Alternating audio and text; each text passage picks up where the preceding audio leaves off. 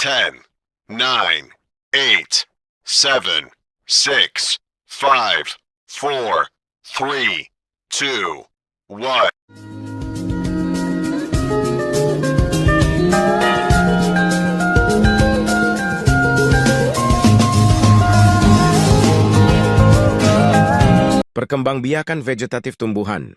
Perkembangbiakan vegetatif tumbuhan. Perkembangbiakan vegetatif pada tumbuhan dibagi lagi menjadi dua bagian, yaitu perkembangbiakan vegetatif buatan dan alami. Berikut adalah perbedaannya. Perkembangbiakan vegetatif buatan.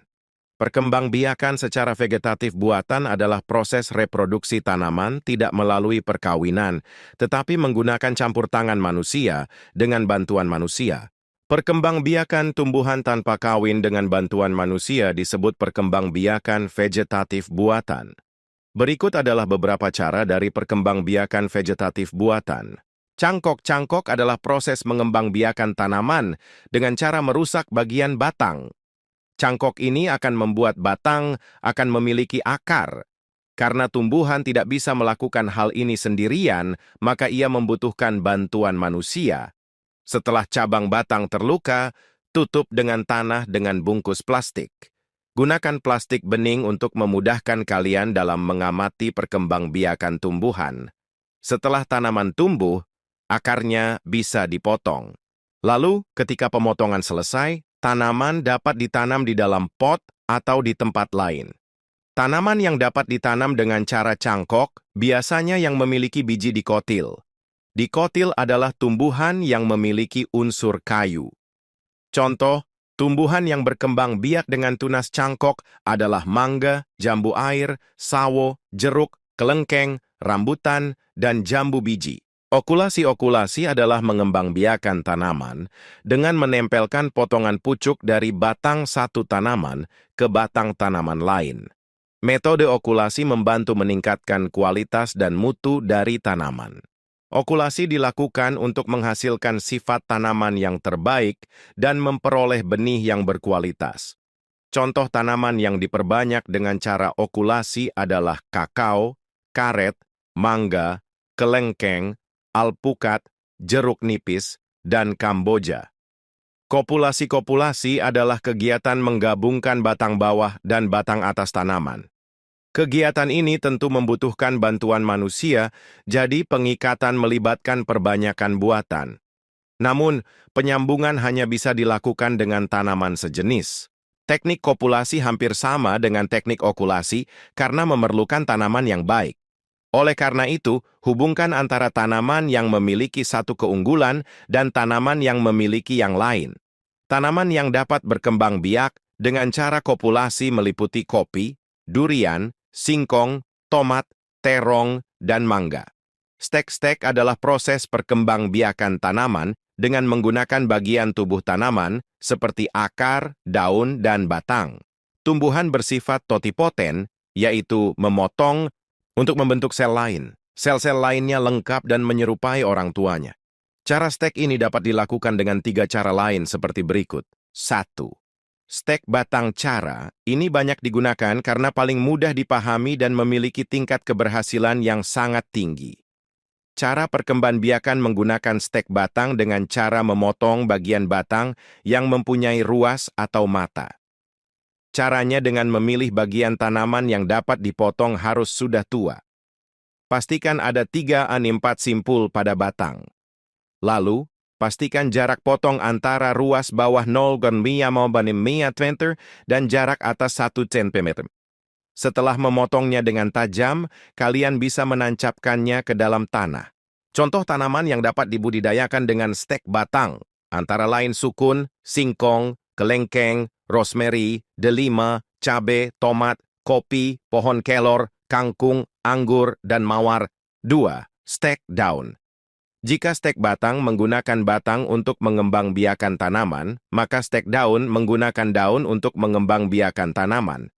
Caranya adalah dengan memetik daun yang sudah tua dan memotongnya beserta batang di bawahnya agar lebih mudah tumbuh. Selain itu, daunnya harus direndam terlebih dahulu dalam larutan auksin.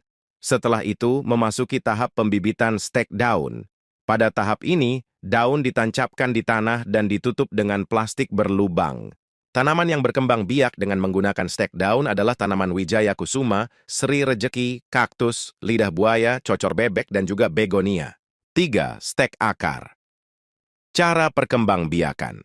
Stek akar ini adalah dengan menggunakan bagian tubuh tumbuhan yaitu akar. Biasanya digunakan untuk mengangkat akar tanaman. Rahasianya adalah mencabut akar yang tumbuh dan memotong akar dengan diameter 5 hingga 10 cm. Setelah memotong akar, tahap selanjutnya adalah disemai. Akar dikubur di dalam campuran tanah dan pupuk organik. Selama proses penimbunan akar, perawatan harus dilakukan agar tidak merusak akar. Kemudian menyirami tanaman secara teratur. Contoh tumbuhan yang diperbanyak dengan stek akar antara lain stroberi, jambu biji, cemara, apel, albasia, dan sukun. Perkembangbiakan vegetatif alami. Perkembangbiakan vegetatif secara alami artinya tumbuhan berkembang biak tanpa adanya bantuan manusia. Perkembangbiakan ini juga tidak melalui perkawinan atau penyerbukan.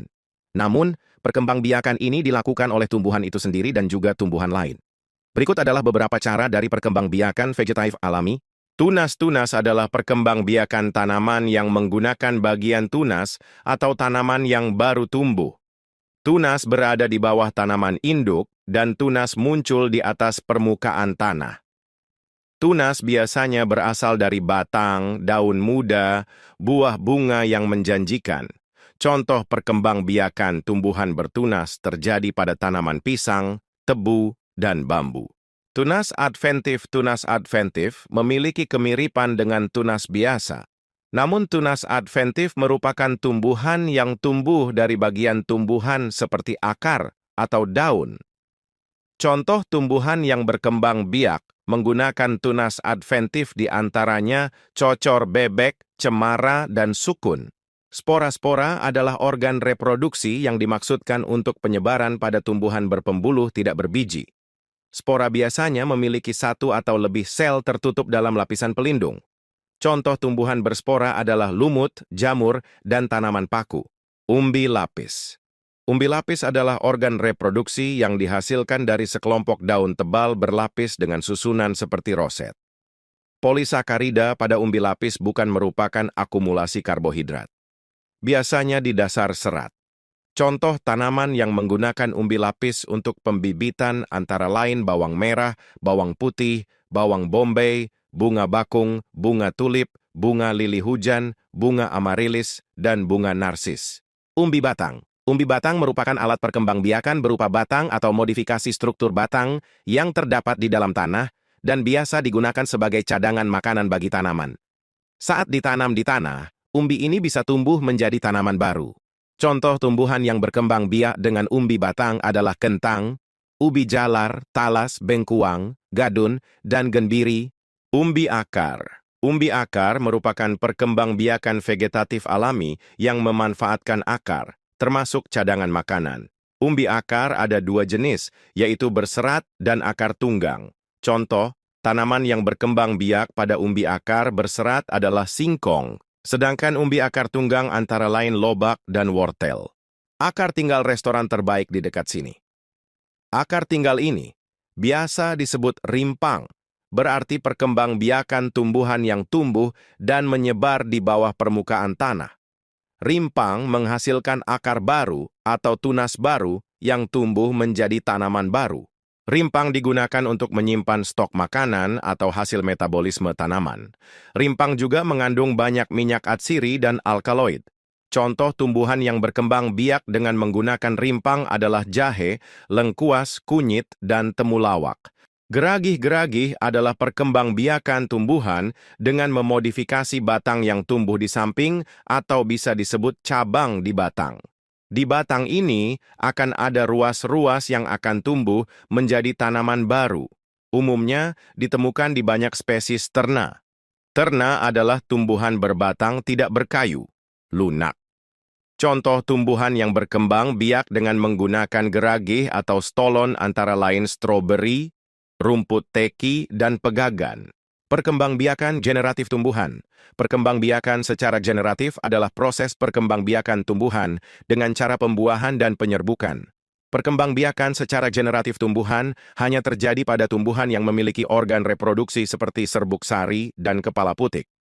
Serbuk sari adalah alat reproduksi jantan dan kepala putik adalah alat reproduksi betina pada tumbuhan. Artinya perkembangan generatif tanaman dapat terjadi melalui perkawinan. Jika tanaman tidak memiliki organ reproduksi, ia tidak dapat mengalami perkembangbiakan generatif. Proses penyerbukan perkembangbiakan. Generatif perkembangbiakan secara generatif pasti dimulai dengan penyerbukan. Penyerbukan adalah proses jatuhnya serbuk sari atau menempel pada kepala putik tanaman. Jika prosesnya berhasil, maka akan menghasilkan serbuk sari. Biasanya terjadi pada tumbuhan berbiji, kemudian butir-butir serbuk sari akan masuk ke bakal biji. Pada bakal biji akan terjadi proses pembuahan. Pembuahan adalah proses meleburnya sel jantan atau serbuk sari dengan sel betina atau kepala putik. Setelah selesai proses penyerbukan, maka akan menghasilkan bakal buah. Selain itu, ada beberapa cara dalam proses penyerbukannya. Berikut adalah cara dalam penyerbukan perkembangbiakan generatif pada tumbuhan. Penyerbukan sendiri. Penyerbukan sendiri ini akan terjadi hanya jika serbuk sari dan kepala putik berada pada satu tanaman atau bunga yang sama. Penyerbukan tetangga. Penyerbukan tetangga merupakan penyerbukan yang terjadi jika serbuk sari dan kepala sari berasal dari pohon yang sama. Serbuk sari terbang ke kepala putik di bunga yang lain. Penyerbukan silang. Penyerbukan silang adalah penyerbukan yang terjadi ketika serbuk sari dan kepala sari berasal dari bunga dan tanaman lain. Tetapi pohon atau pohon itu selalu dalam jenis yang sama. Dengan adanya penyerbukan ini dapat membuat karakteristik yang lebih kuat dari yang sebelumnya. Penyerbukan bastar jenis penyerbukan yang terakhir adalah penyerbukan bastar atau hibridisasi. Artinya penyerbukan terjadi ketika serbuk sari dan kepala sari berasal dari bunga lain serta tanaman lain dengan spesies tanaman yang berbeda. Hal yang membantu proses penyerbukan. Ada beberapa hal yang memengaruhi proses penyerbukan pada tumbuhan. Faktor tersebut biasanya datang dari makhluk hidup lainnya dan juga alam. Berikut adalah hal yang membantu proses penyerbukan tumbuhan. Hewan-hewan yang dapat membantu penyerbukan seperti kupu-kupu, kelelawar, burung, lebah, dan kumbang. Contoh tumbuhan yang diserbuki oleh hewan antara lain bunga melati, mawar, durian, dan kembang sepatu. Manusia-manusia juga dapat menjadi faktor dalam penyerbukan perkembangbiakan vegetatif. Tumbuhan yang biasanya harus dibantu proses penyerbukannya oleh manusia adalah pohon salak dan vanili. Angin dalam hal ini, angin juga dapat membantu proses penyerbukan dengan tiupan angin yang membuat serbuk sari mengenai kepala putik. Tumbuhan yang proses penyerbukannya dapat dibantu oleh angin adalah jagung, gandum, dan padi. Air-air juga dapat membantu dalam proses penyerbukan tumbuhan. Dalam hal ini, yang dapat dibantu oleh air adalah tumbuhan yang berada di dalam air. Tumbuhan tersebut adalah tanaman ganggang maupun hydrilla